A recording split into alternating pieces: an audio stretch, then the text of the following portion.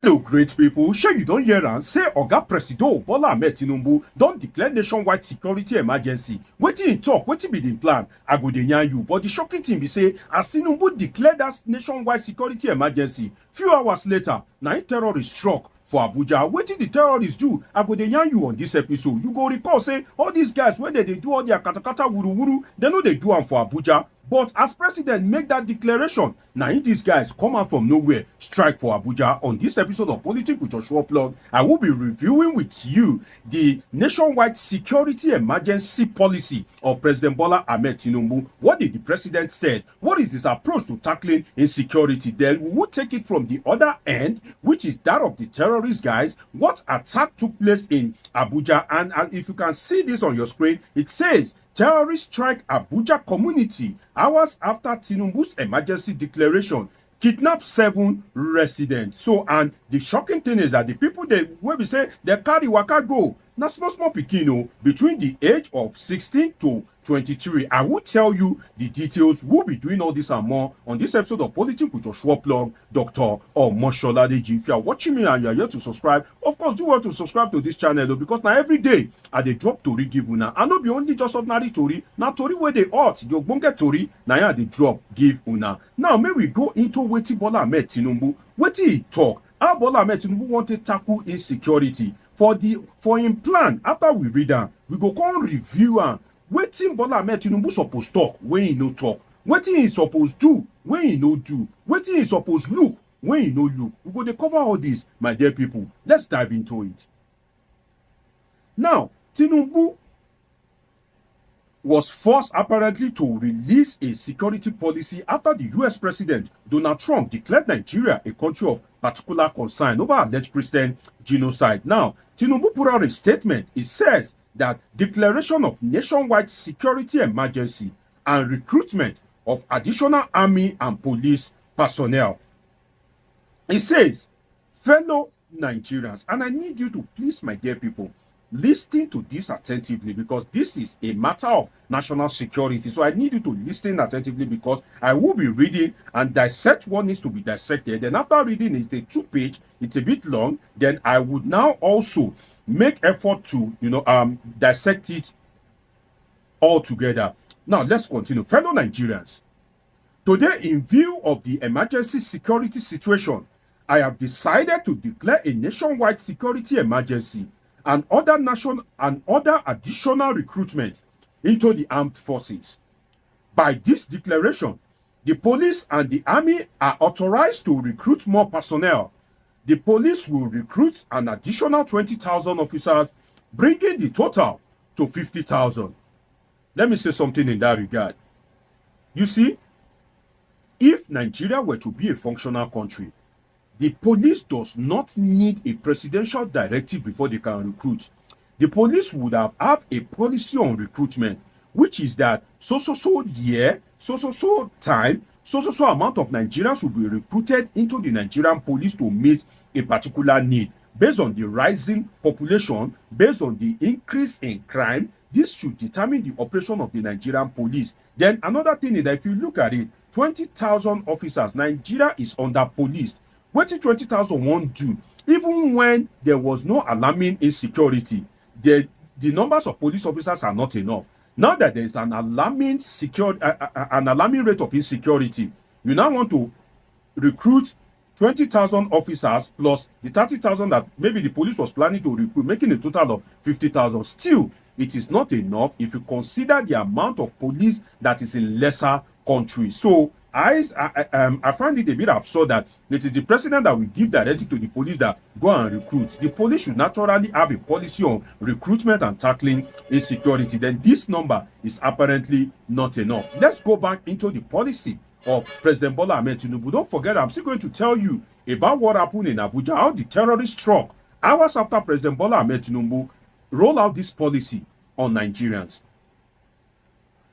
Tinubu says, although I had previously approved the nationwide upgrade of police training facilities, the police authorities are, by this statement, authorized to use the various National Youth Service Corps camps as training depots. Now, this is another thing. The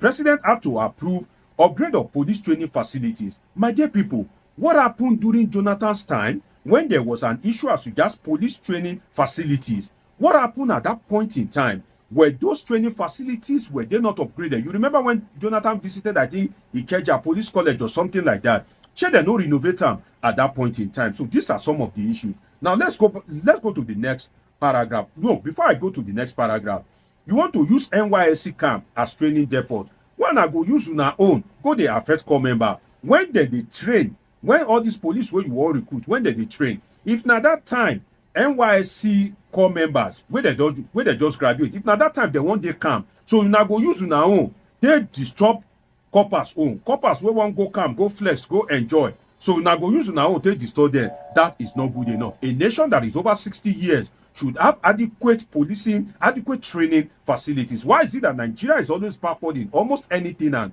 everything? Let's go into the next paragraph, my dear people. It says, the officers being withdrawn from VIP guard duties should undergo crash training to debrief them and deliver more efficient police services when deployed to security challenge areas of the country. I read somewhere, let me pause there before I go to the next paragraph. I read somewhere that some of those police officers that are attached to VIPs, some of them are protesting that, we know they do any withdrawal of service for this VIP. Now here we want to die because the president gave the directive that they should withdraw them from the VIPs and start posting them to insecurity areas. Shey police officer wey dey with VIP, wey don chop turkey, police officer wey dey with VIP, wey don drink wine, wey don dey get belle, na that one you wan give 1 year training, come go through for where Boko Haram, ISWAP, all these bandits, they na those ones they begin protest, say no, abeg no kill us, so e better make we die for rich man house than make we go die for bandits. And when more story comes to light as regards that, trust me, I will bring it to you. I hope that maybe some of these police officers will come up with a video, or if there are more reports, trust me, I will bring it to you. And that's why if you are watching me, if you not subscribe to this channel, you dey miss so, because I dey bring una the story as e dey hot. Let's go to the next paragraph of the president's directive, policy direction on national security. Tinubu says the DSS also has my authority to immediately deploy all the forest guards already trained to flush out the terrorists and bandits lurking in our forest. The agency also has my directive to recruit more men to man the forest. There will be no more hiding places for agents of evil. I like that one. That one dey intact. And I support that there should be no more hiding place for agents of evil. Now let's continue. Tinubu says, my fellow Nigerians, this is a national emergency. You just dey wake up. Why did you wait for Donald Trump to wake you up? All the cries of Nigerians since, why he no wake you up? Now you remember say national emergency day. Trump and don't touch you, ba? Okay, great Trump. Now let us continue. It says, this is a national emergency and we are responding by deploying more boots on the ground, especially in security challenge areas. The times require all hands on deck. As Nigerians, we should all get involved in securing our nation.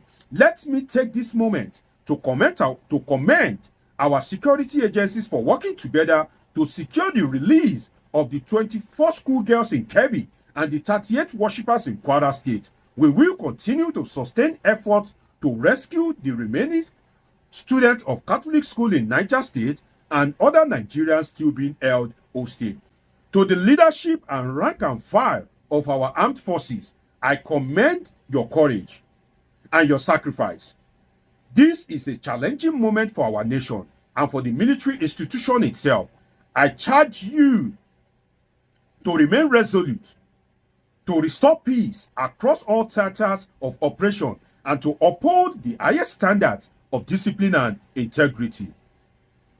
There must be no compromise, no collusion, no negligence. The Nigerian people are counting on you, and this administration will provide the support you need to succeed. In addition, our administration will support state government, which have set up security outfits to safeguard their people from the terrorists bent on disrupting our national peace. Now let's go to the next page. It's a 2-page policy statement. Tinubu says, I call on the National Assembly to begin reviewing our laws to allow states that require state police to establish them. I hope that this is not just another, talk. When we say you go talk, say, oh, we want to do state police. Now, when the heat of insecurity day, now you they do as if you won't do the state police. But when everything die down, they talk, go enter the matter again. Can we take you serious now, Mr. President? Let's go to the next paragraph, my dear people. Don't forget, I'm still going to tell you what the terrorists did in Abuja. Tinubu says states should rethink establishing boarding schools in remote areas without adequate security. Mosques and churches should constantly seek police and other security protection when they gather for prayers, especially in vulnerable areas. Well, this one where Tinubu talks, so how many church now in police won't protect?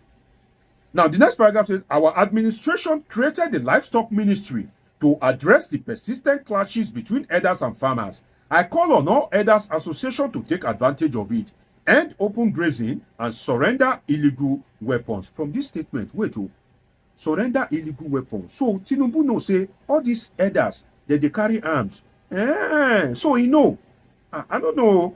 Oh, you just talk as a surrender illegal weapons. Should I go listen to Tinubu? Let's continue. Ranching is now the path forward for sustainable livestock farming and national harmony. The federal government, in collaboration with the state, will work with you to solve this problem once and for all.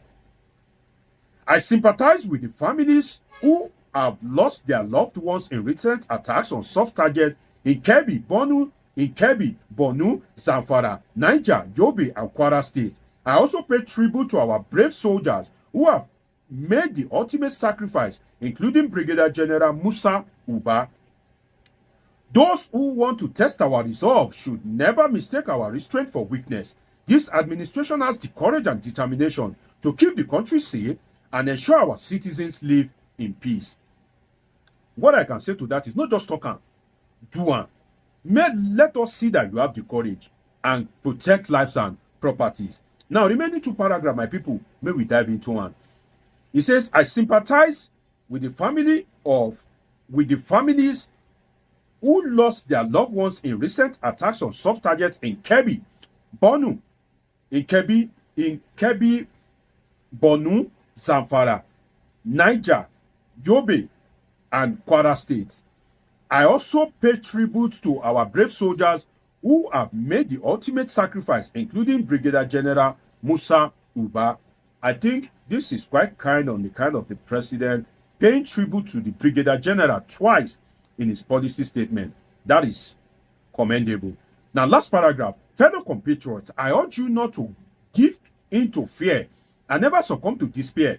Let's stand together in purpose and strength to defend our freedom and values. Our administration will continue to guarantee peaceful coexistence and preserve our nation. I urge all Nigerians to remain calm and vigilant, report suspicious activities, cooperate with security agencies. We are in this fight together, and together we shall win. May God continue to bless Nigeria and keep our armed forces safe. Bola Ahmed Tinubu, GCFR. Well, what I can say in this regard is it's nice that the president has decided to act, but then for you to show that we are in this together, can the president just do one thing, just one? The money that he is using to construct the Lagos-Calabar Coastal Highway, the trillions of naira that was awarded under a very shady contract deal, can you pause that particular road project and divert that money to empowering the police, the Nigerian army, the DSS, in order for them to provide adequate security? If you know, say, we dey in this together, that contract where you award, give your friend, that Chagri guy, where you award, give your friend, where we say for that in company, they say Sheyi Tinubu, they're part of the board of that company.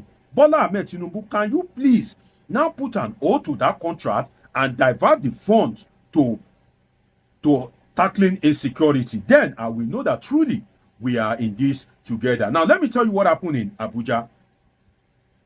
Hours after Tinubu gave that directive, this terrorist guy just sprang from nowhere. And they kidnapped a 16-year-old boy and 6 girls aged 17 to 23. Now, the Yorubas will say, Ajekela no mokuleni, which means that the witch confessed yesterday, the child died today. Who did not know that it is the witch that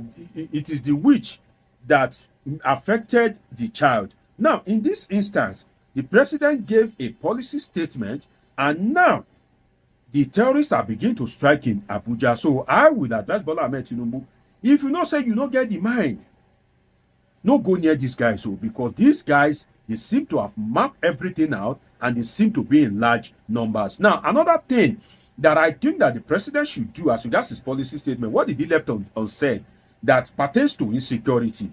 Number one, poverty eradication. Tinubu no talk about how to tackle poverty. Poverty is one of the things that is leading to insecurity. Number two, unemployment. How do you tackle unemployment? People are unemployed every day. How do you tackle that? That has consequence on insecurity. Another thing is, how about the welfare of the security agents and the citizens themselves? How about that? What is the president doing to increase the welfare of the security agents and the citizens alike? Another thing is that, how about improving security infrastructure and weapons? When I say infrastructure, it's not just to build a training center. No, how about the weapons? How about embracing technology in the fight against insecurity? Not be only to just recruit. How about drones? How about equipping the Nigerian police force officers in such a way that they will be technologically inclined like their colleagues in other parts of the world? And another thing is, how about naming the sponsors of insecurity? That is another thing that the president should look at. Lastly, how about rejigging your cabinet? You have one of the over-bloated cabinets in the history of Nigeria, and apparently one of the most ineffective. So why don't you rejig your cabinet, merge ministries, and divert those funds that is going into recurrent expenditure for the maintenance of those ministries, divert it into tackling insecurity? Then I can take you more serious. You've released a policy statement. I just believe that you will walk the talk, that this just won't be another statement just for this fun of it. It's been an interesting time with you on this episode of Politics with Joshua Blog, Dr. Omissions. Subscribe, turn on your notification button, catch up with my past videos. See you in my next video. I love you all sincerely.